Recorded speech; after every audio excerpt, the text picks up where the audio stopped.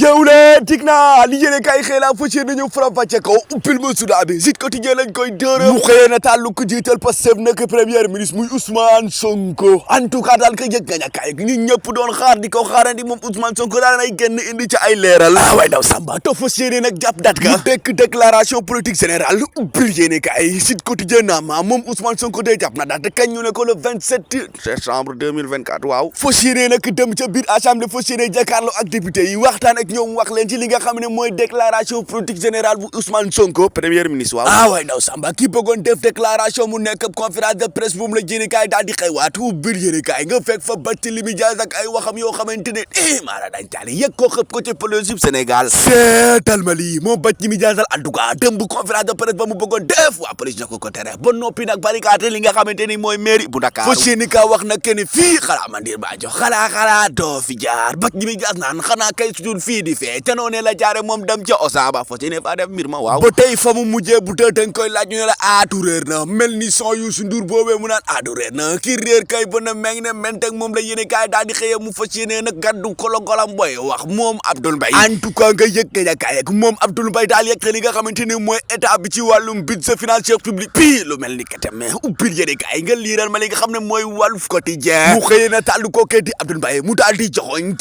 bal nag daal di koy jëmale ci li nga xam ne mooy nguur gi lam leen wax nag mooy li nekk priorité bi laa lay tegal xamu ngeen ko to jublu ngeen ji bu nekk li nga xamante ni mooy dund nit ñi boobee ba léegi yéen a ngi ŋawti rek di fas yéene wax ci li nga xamante ne nii mooy ay bis di tolloolu kat nekkul priorité de moom Abdoul Mbaye mooy wax de du samay wax en tout cas nga yëg gajakaay ak moom Abdoul Mbaye daal wax na ca ci li nga xam ne mooy loi finance bi lu jëm ci wàllum atu yi ak li nga xam ne mooy wàllum négatif yi moom Abdoul Mbaye daal dut na ko baaram de jëbbal ko nag nguur gi fas yéene waxaat lii kay waa baax na Wolof Quotidien ma ki ñëpp xëye kay man fas yéene naa koo xëye man tamit kasalika mu nekk premier ministre Ousmane Sonko le 27 en tout cas daal ñëpp ñu ngi xaar déclaration politique générale bu Ousmane Sonko mais man mi maa koy xaar de waaw bil yéene kaay bi Le Quotidien ma gis nga nag Barthélémy Dias ci boppam nee na la mu bëggoon ci dem ko gée mu bëggoon def dëmb mooy ab conférence de presse nee na bëggul woon def conférence de presse ca dëgg-dëgg la mu bëggoon mooy fas yéene nag woon nit ñi li nga xam ne police def na ko ginnaaw bañ ko waxee ne dañ kaa tere mu dem seeti ay sañceem police ci boppam moo gën a woon bataaxal ne loolee wax dara amul maanaam du dëgg moom Barthélémy Dias nag mu ne ngir rek ma daal di firndeel loolee il faut que ma defaat loo xamante ni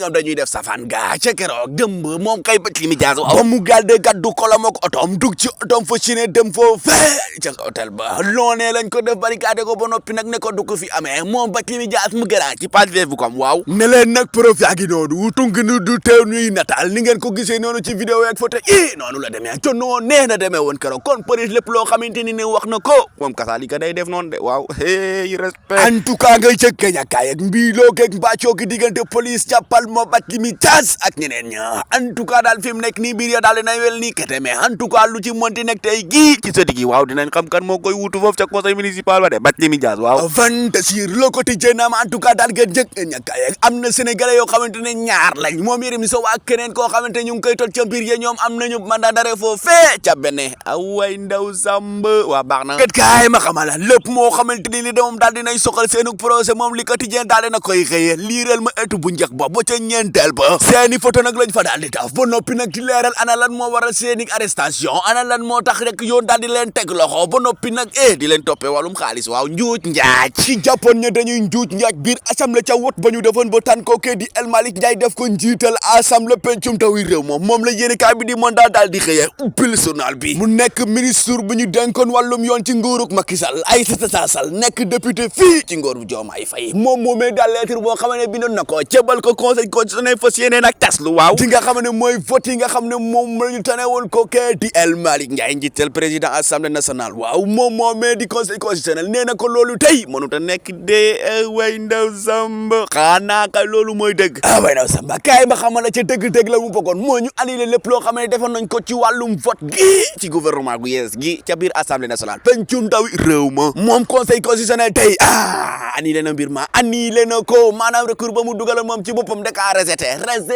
way ndaw Samba ma ne la mbolo mandat nee na kookee di F24 tey muy kuréel goo xamante ne ñoom la ñu fas yéene xeex moo di lépp loo xamante ne jaarul yoon ñu fas yéene kaa teg ci siraatal mustaqim waaw ñoom tey wax nañu coow loo xam ne am na diggante Ousmane Sonko ak ki la di Barthélémy Dias ca ñoom la ñu jàpp ca dëgg kay mooy police yi waruñoo barricade li nga xamante ni nii mooy mairie bu Dakar am way ndaw Samba dañ kaa condamné de waaw. ba noppi nag di xelal ki la di njiital réewum Sénégal son excellence Bassirou Diomaye Diakhar Faye ana nan la mën a def rek ba réew mi am koom-koom ak maanaam économique ñu daal di développé ci jamono goo xamante moom njiital réewum Sénégal fi mu nekk nii moom la mu tëgg gëtu fas yéene kaa yër mooy nañu def rek ba Sénégal daal di am ay dëkkuwaay yu yanj maanaam dëkkuwaay yu taaru yu méngoo ak jamono maanaam soo bëgg a teg daal moom njiital réewum Sénégal ca la mu daal di rek duut baaro mooy li nga xam ne mooy logement sociaux yi ana nan la ñu fas yéene def rek ba mu daal di méngoog jamono maanaam yanj ba noppi nag ku nekk daal di cay mën a gis sa bopp waaw. Fantasiro diggante Ousmane Sonko day def déclaration politique générale ak li Abdoul Mbaye daal di wax ci budget bi waaw ci 2025 waaw. ak diggante Barthélémy Dias ak police yi ma ne mbaaxum yooyee tey sokkur na tey nag li xaw foofee ci benn village maanaam béykat goo xamante ne atam tollu na ci ñeen fukk ak ñaar ci ay at waaw. moom la benn machine dagg bopp ba mu tagale ko yaram ga auzu billahi mina seytaani rajim inna lillahi wa inna ilayhi raji'un